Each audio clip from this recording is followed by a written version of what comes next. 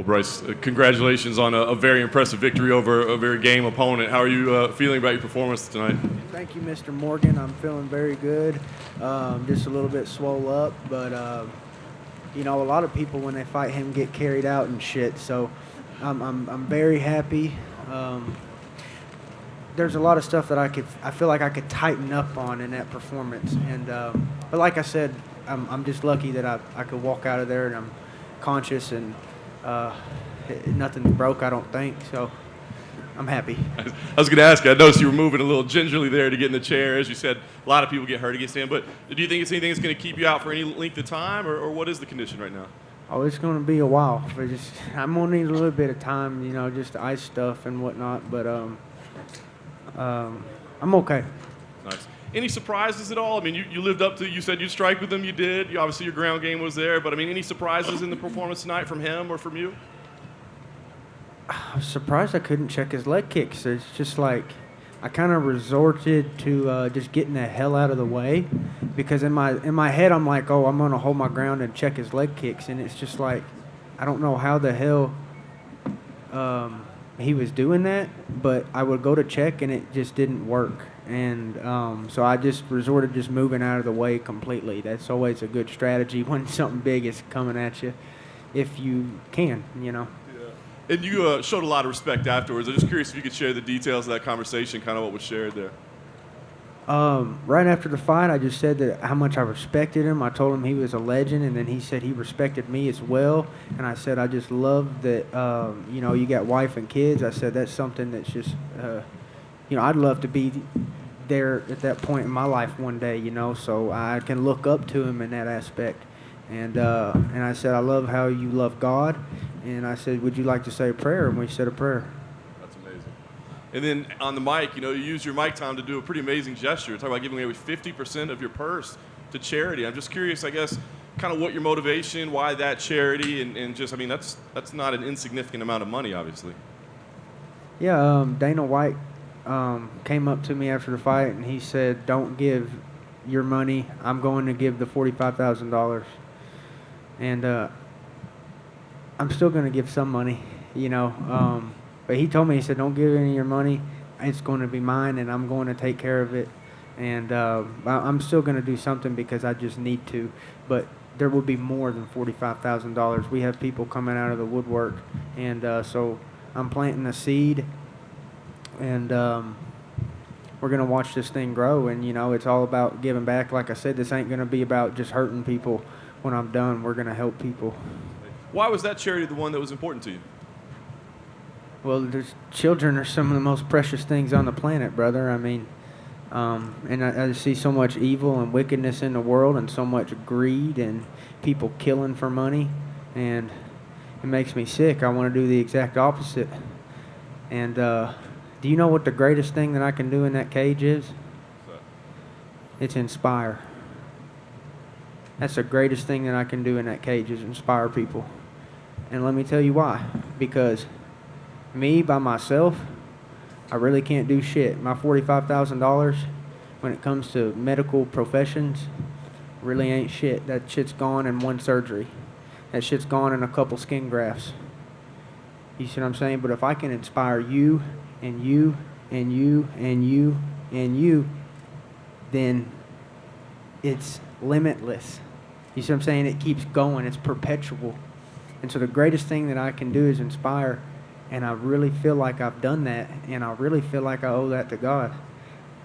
That's pretty amazing. So is this going to be kind of a core philosophy for the rest of your fighting career? Every time I fight, there will be children healed through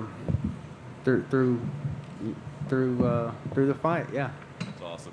Last thing for me, obviously that's amazing. But we do have to talk about your fighting career. I mean, you're climbing up the ranks, right? I mean, have you thought about, I know you want to heal up, take some time, but are there names? Is there a date? I mean, where do you feel like you belong now that, you know, you've picked up this big win? Well, I feel like I want a title shot, but, you know, I'm just waiting in the lunch line. You know, I'm not going to try to cut in the lunch line. I'm just doing everything that I got to do to earn my spot. And, you know, obviously I'm going to say title shot if you ask me what I want.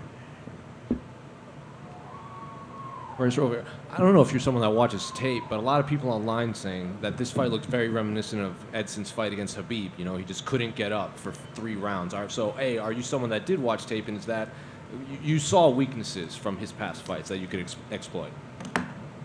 Yes, when you're watching an enemy, you need to, and he's no longer an enemy, by the way. He's my brother now. But in that cage, in that 15 minutes, he is the enemy, and yeah, you have to respect his strengths, and you have to know his weaknesses, and you have to know your strengths, and you have to know your weaknesses.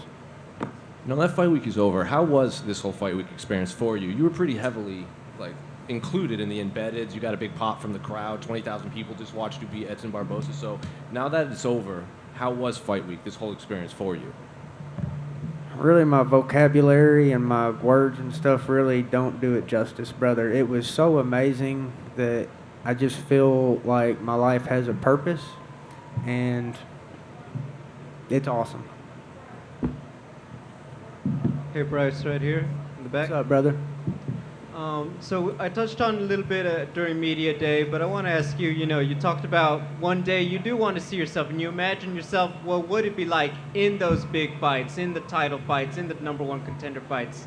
And I want to ask you, how do you imagine it? When you think about how you see yourself there, what do you see in your imagination? I see myself having the ability to beat anybody. And of course, there's going to be obstacles, and anybody has the ability to beat me too. That's the flip side of that coin. But through proper preparation and sacrifice and hard work, like I said, I have the ability to beat anybody. What parts of your game are you most proud of in the growths that you've made in the gym and just growing as a martial artist? I'm the most proud of my people around me, the coaches and the teammates that have been with me since I started. And my final question, obviously faith is something, it's like a merry-go-round. You can't just be on when it's good. You have to be there when it's bad also. Just how do you keep your faith strong on tough times and in good ones? That's when my faith was the strongest, is when I was at my lowest, actually. So you're absolutely right about that. That's what made me what I am, and is reaching the lowest points in my life and then climbing back up. Thank you. Congratulations. Thank you. Just to touch upon that a little bit, you said that you were a warrior of God, and I'm just wondering, at what point in your life did he recruit you? It was pretty recently, and it was pretty amazing. How recent? Can you tell us a story? Within the last year, and there's a lot of stories with it, but when I get down and I pray and I have proper prayer, there's been multiple times where I just feel like just invigorated by like the Holy Spirit. I feel invincible. Last one from me. When you dropped to Edson, what was going through your mind then? I just remember to stay calm and not give up any position, and not to waste my gas, because I know he can recover.